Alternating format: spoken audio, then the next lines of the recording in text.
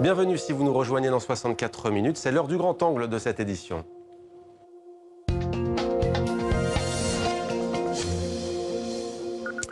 Il est l'une des grandes figures françaises de la magie, mais dans ses spectacles, pas de chapeau ni lapin, Thierry Collet amène le public à s'interroger sur les manipulations à l'œuvre dans nos sociétés contemporaines.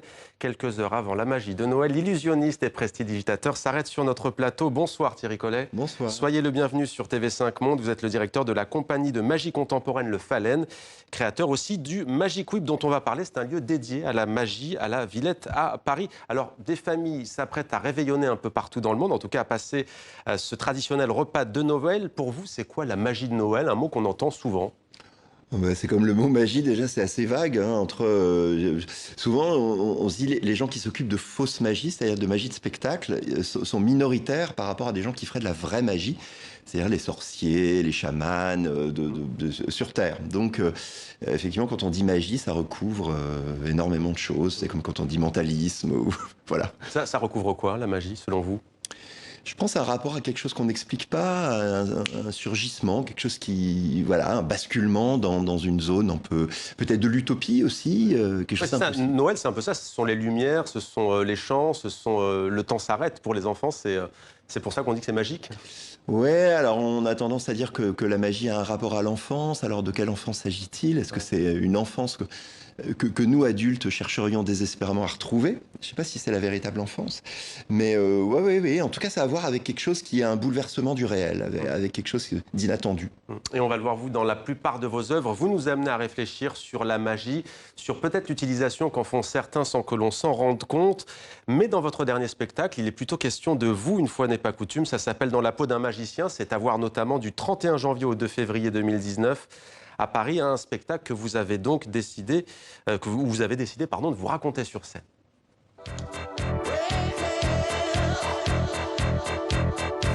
Qu'est-ce que ça fait mal? Ah la vache. Je comprends pas pourquoi les magiciens, ils mettent toujours leurs assistantes à l'intérieur. Il ferait mieux de rentrer dedans eux-mêmes. C'est là que c'est passionnant.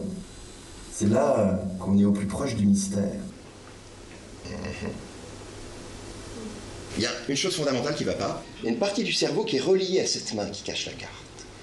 Donc il y a une partie du cerveau qui dit « Une carte est cachée.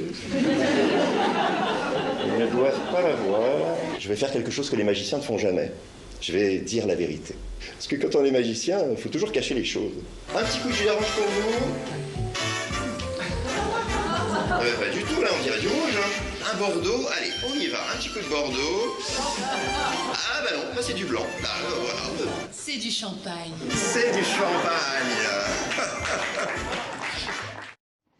Le magicien ne dit jamais la vérité. Pourquoi au fait d'ailleurs?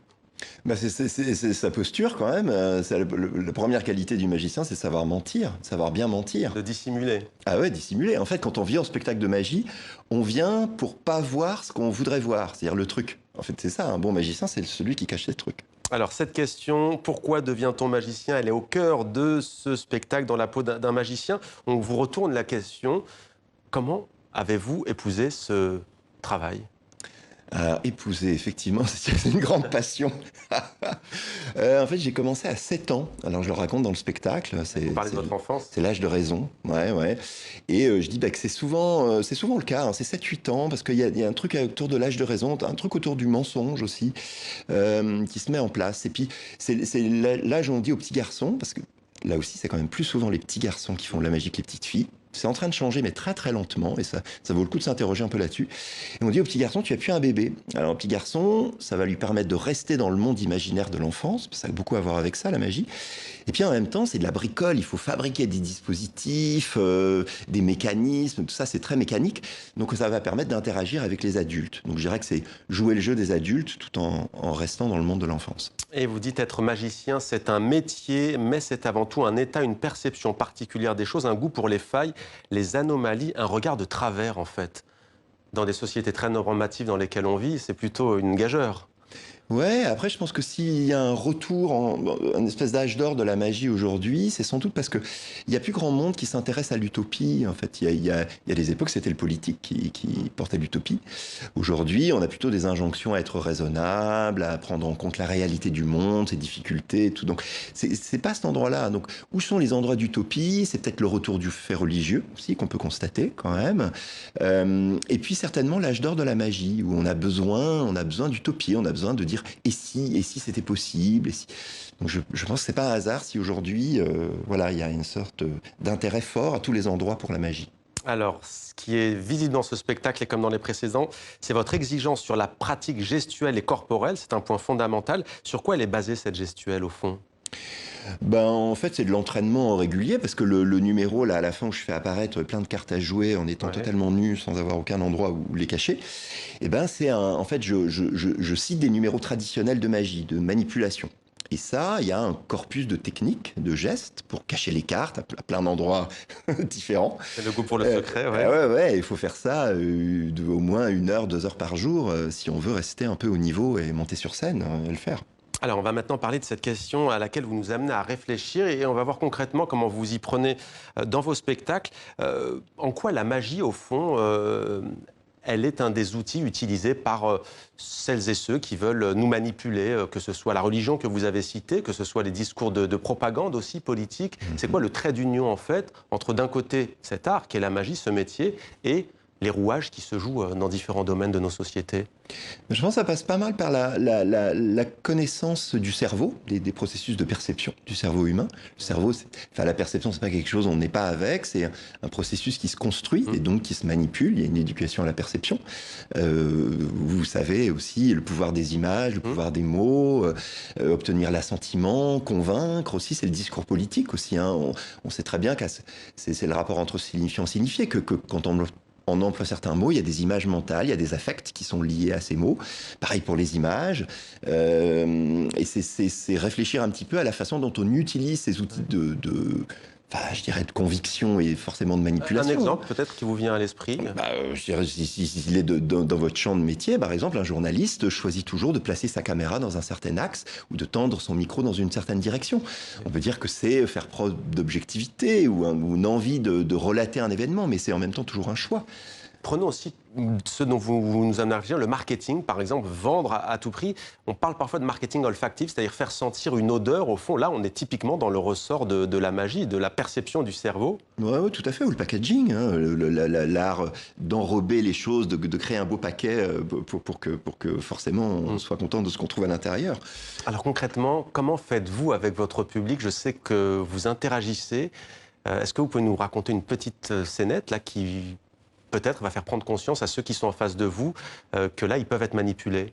Alors, dans le spectacle Dans la peau d'un magicien, je présente un tour que plus personne fait aujourd'hui qui s'appelait le barman du diable. Ouais. Et c'est un tour qui se faisait pas mal au moment de la prohibition aux États-Unis parce c'était interdit de boire de l'alcool.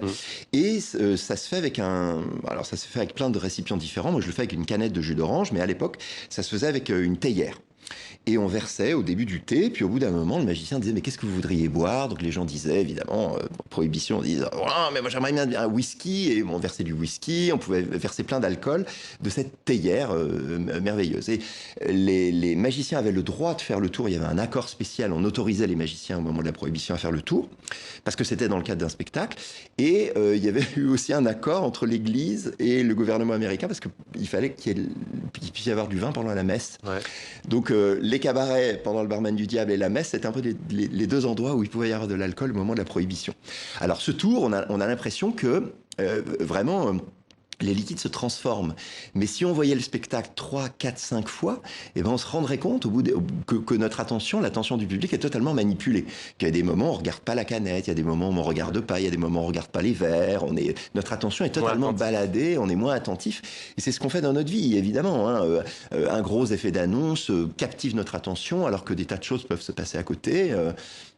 Voilà, c'est toujours celui qui parle le plus fort, dans le fond, qui obtient l'attention. Et Thierry Collet, celui qui parle le plus fort, celui aussi qui est un peu curieux. Il suffit de se balader sur les réseaux sociaux de chacune et chacun d'entre nous. En quoi ça vous est utile parfois pour nous faire prendre conscience de ces problématiques?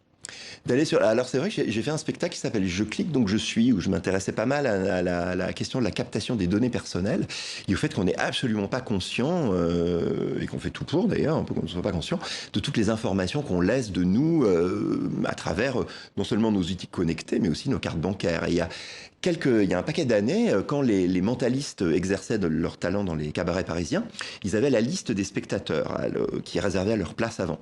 Et eux, la journée, ils enquêtaient sur les spectateurs. Ils faisaient comme les anciens détectives. Ils allaient faire parler les concierges dans les immeubles.